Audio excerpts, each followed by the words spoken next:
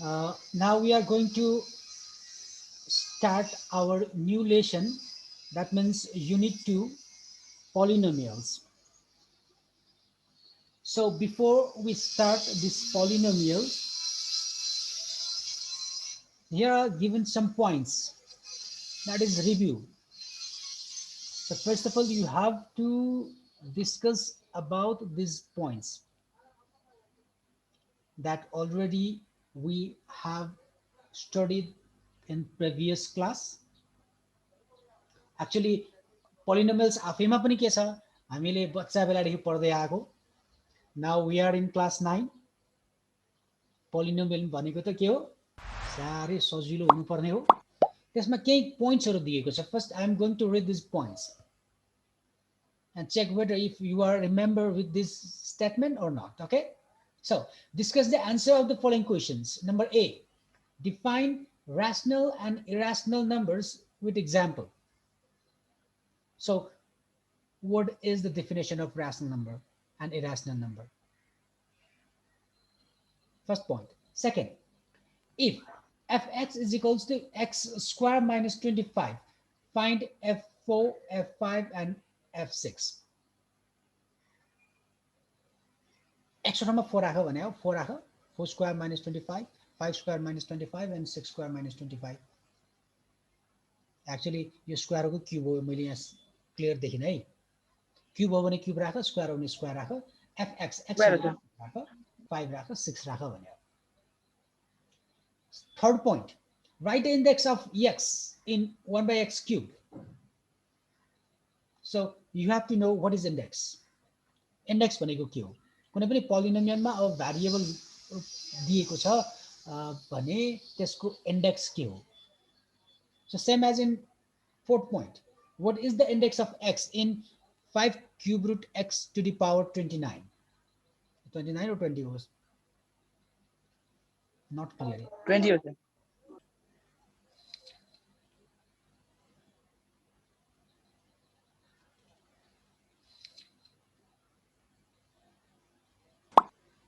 ल यसको पनि इन्डेक्स निकाल्यो भने चाहिँ 1 by x क्युब छ, यसको x को इन्डेक्स कति हो, अनि यहाँनिर रुटमा दिएको छ, पावर दिएको छ x को, त्यसको पनि इन्डेक्स कति हो भनेर सोधेको छ. So you have to clear about index, what is index.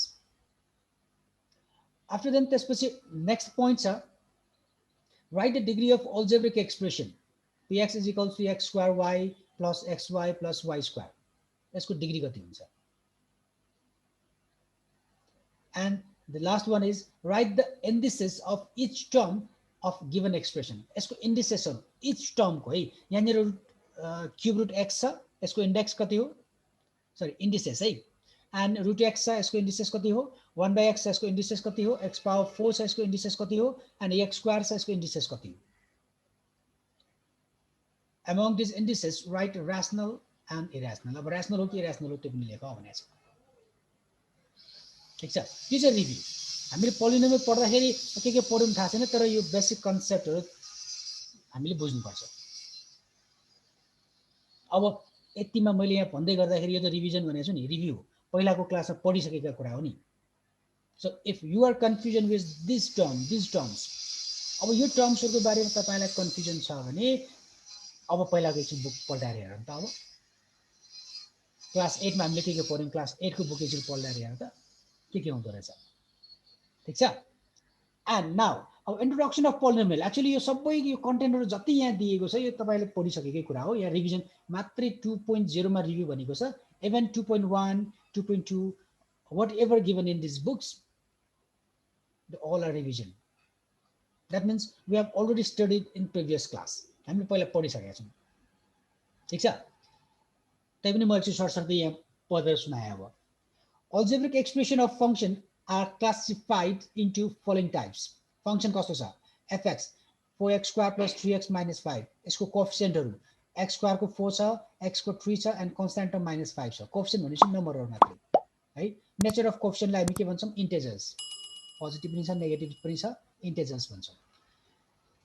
सेकेन्डमा फ्र्याक्सनमा छ, त्यसको कोएफिसिएन्टहरु 1/4 -4/5 र 8 छ, त्यसलाई राशनल नम्बर भन्छौं. थर्ड में 1 4 7 छ, यसलाई पोजिटिभ इन्टिजर्स भन्छौं. 1 मा माइनस पनि छ, just only integers. थर्डमा 1 4 7 all are positive, so positive integers. And fourthमा के छ कोएफिसिएन्ट मात्र लेखेको छ है √3 -4 √7 and 8 these are real numbers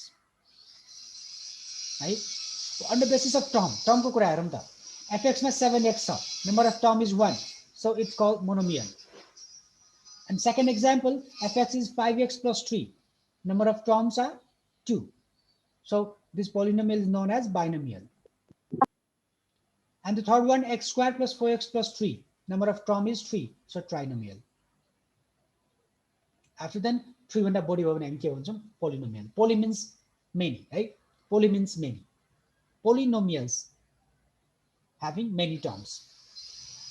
C मा हेर त on the basis of indices.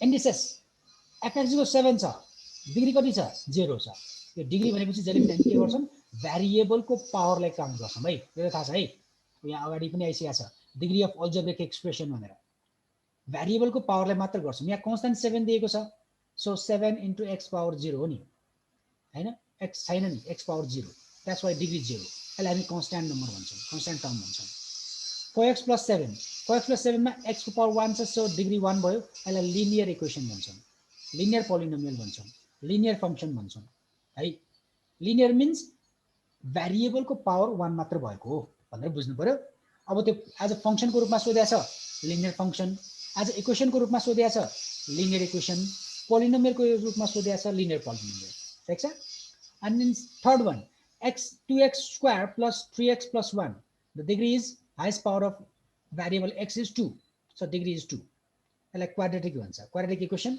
quadratic function next मा x cube छ 4x cube plus 7x square plus 3x plus 6 so the degree of polynomial is 3 cubic equation and 6 छ 4 छ power 6 छ यसलाई polynomials भन्छ हो यो polynomial अब हेर त polynomials have always positive integers indices indices के हुन्छ जहिले पनि पोजिटिभ हुन्छ polynomial मा if indices is 0 it is called constant हेर्नुस् त indices 0 छ नि indices भनेको डिग्री है यहाँ indices के हो भनेर पनि यहाँ सोधेको छ है indices of each term भनेको छ नि definition कसरी लेखेको छ an algebraic expression having non-negative integers as the power of variables in each term is called a polynomial. Polynomials may have one or more variable. के हुनुपर्छ non-negative integer हुनुपर्छ negative हुनु हुँदैन भनेको पोलिनोमियलमा क्लियर पोलिनोमियलको इन्डिसेस है पावर अफ भेरिएबल भनेको indices power चाहिँ माइनसमा आउनु हुँदैन दैट मिन्स 1/x दियो भने 1/x दियो भने पोलिनोमियल हो होइन किन 1/x भनेको x को पावर -1 है x को पावर -1 हो नि x को पावर नेगेटिभ भयो दैट्स व्हाई त्यो पोलिनोमियल होइन भनेको ठीक छ भनेपछि अर्को के भनेको छ पोलिनोमियल्स मे हैव वन और मोर भेरिएबल x y पनि आउन सक्छ x y z पनि आउन सक्छ एउटा मात्र हुन्छ भन्ने कुरा पनि होइन एक्जाम्पल हेर त नम्बर a मा 4 कन्स्टेन्ट टर्म 2x एउटा छ 2x + 3 दुईटा terms 4x² + 3x + 8 3 terms it is here examples of polynomials यहाँ हेर त 4x² plus √x plus 8 is not a polynomial as indices of x is second term is 1/x यो √x को power कति छ 1/2 छ which is not positive integer actually यो positive हो तर 0 भन्दा कम हुनु हुँदैन भने हो क्या है ठीक छ 0 भन्दा कम हुनु हुँदैन भने हो 1/2 ठीक छ है तर पनि 0 भन्दा सानो भयो भने सरी हाफ भयो नि 1 भन्दा सानो भयो अनि तल हेर्नुस् त polynomials are indices x each term is positive integer x को सबै पावर के छ यसमा 3 छ यसमा 2 छ यसमा 1 छ यसमा 0 छ तल हेर त 8/x छ is not polynomial as the index of x in the fourth term is -1 8/x भनेको x को पावर -1 हो नि which is not positive integer ठीक छ हो अब पोलिनोमियल हो होइन भन्ने कुरा छुट्याउन सकिन्छ अब नेक्स्टमा छ standard form of polynomials polynomials हामीले लेख्छौं त्यसलाई स्ट्यान्डर्ड फर्ममा लेख्ने हामीले यो पहिला पनि पढिया छौं है गरेका छौं हामी के गर्छौं इन्डिसेस अफ भेरिएबललाई एसेन्डिङ अर्डर अर डिसेन्डिङ अर्डरमा लेख्छौं त्यो भनेको हेर्नुस् त px लाई x power 4 3x cube 4x square 7x 8 छ। यहाँ x को पावर के छ 4 3 2 1 0 छ। x को पावर के भएको छ घट्दै गएको छ। That means descending order of power of x। Variable को पावर के छ डिसेंडिङ अर्डर। और simply in qx 8 plus x plus 3x square 4x cube 7x power 4 x power 0 x power 1 x power 2 x power 3 and x power 4 यसलाई के छ ascending order of power of x छ हो यसरी ascending order or descending order मा राख्यो भने त्यसलाई हामी standard form भन्छौं. The polynomials in such form in which the terms are arranged in ascending or descending powers of variables are called standard form.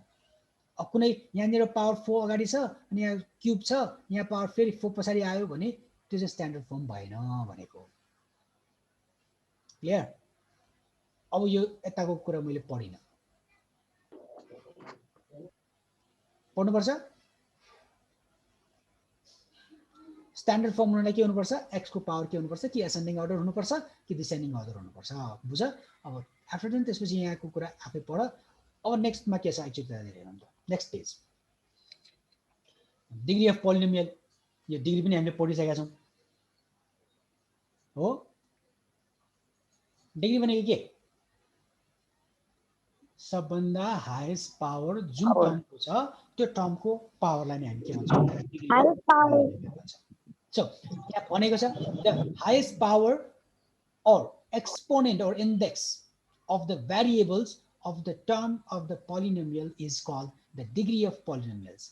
If the polynomials involves two or more variables भयो भने the highest term of the powers of the terms involved in the polynomial is called the degree of the polynomials. यदि एउटा मात्र variable छ भने सबभन्दा highest power कति छ हेर्ने भयो. जस्तै यहाँ एक्जाम्पल नम्बर 1 मा px x power 4 x cube 6x square 4x and 8 छ. सबभन्दा ठूलो पावर कहाँनिर छ?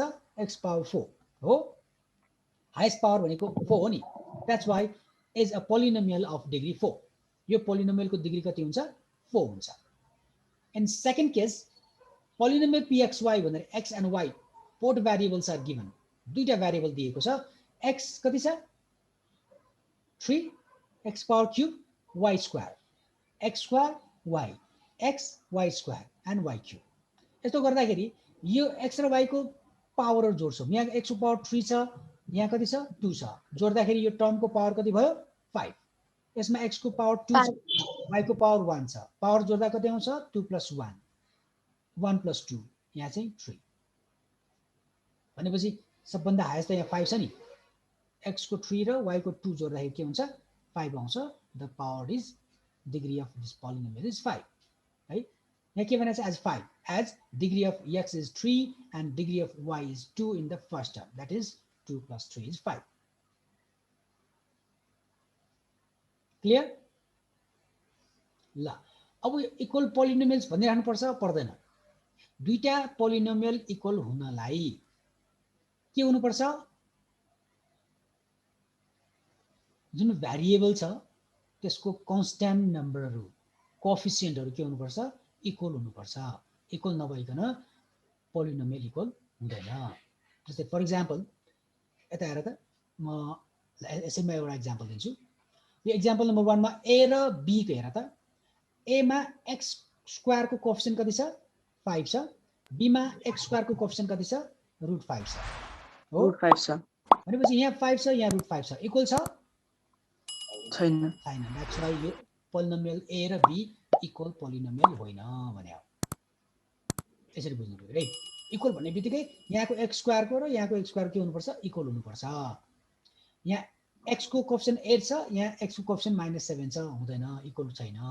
एक्चुअली एउटा इक्वल नहुने बित्तिकै इक्वल छैन भन्दैन हो है. एउटा इक्वल छैन अरु इक्वल छ भने आधी इक्वल छ भन्न पाइँदैन फेरि है त. ल अब यो पोलिनोमियल सारै सजिलोमा पर्यो है. वर्कआउट एक्जाम्पल दिएको छ हेर. मैले हैन भनेको थिएँ आज एउटा एक्सरसाइज गर्नुपर्छ. आज गर्नुपर्ने एक्सरसाइज यही हो. एक्सरसाइज 2.1 आज एकदम ठ्याक्कै पुग्ने गरी छ हेर त. Very short question. Define polynomial सकिन्छ. Define degree of polynomial degree पनि सकिन्छ.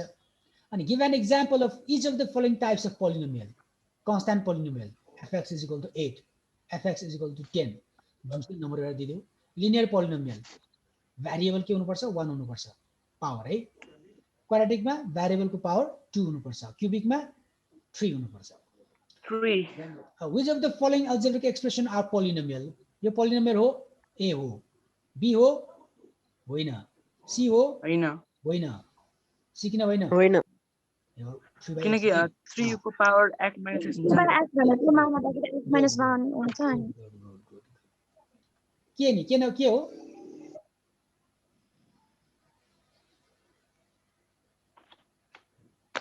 पोलिनोमियल हो के हो सर यो के नम्बर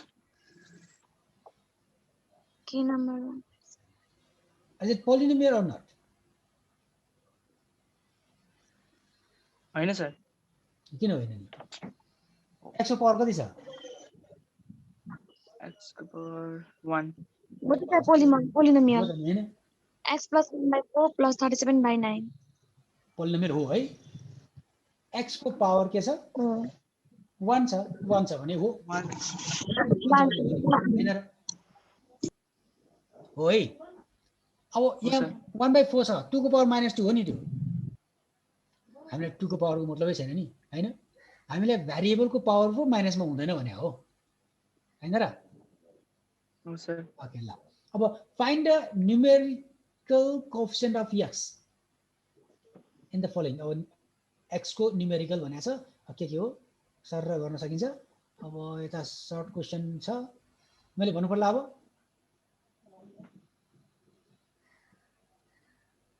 पर्दैन त ल आज त्यसैले यो ट्राई गर अब बुक नभएकाले अहिले स्क्रिनशट लिए नि हुन्छ नभए मैले लिंक पठाएकोबाट खोलेर हेर्दा नि हुन्छ